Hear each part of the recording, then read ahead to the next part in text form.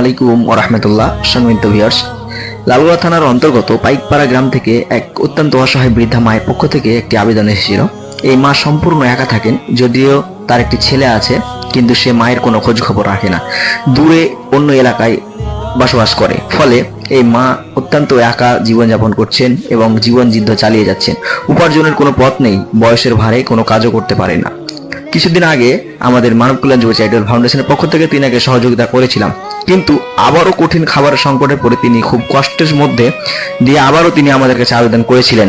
আলহামদুলিল্লাহ, মহান আল্লাহ সুবহানাহু ওয়া তাআলার অশেষ রহমতে মানব কল্যাণ যুব চ্যারিটেবল ফাউন্ডেশনের পক্ষ থেকে আজ আবারও এই মায়ের হাতে প্রয়োজনীয় খাদ্য সামগ্রী পৌঁছে দিতে পেরেছি।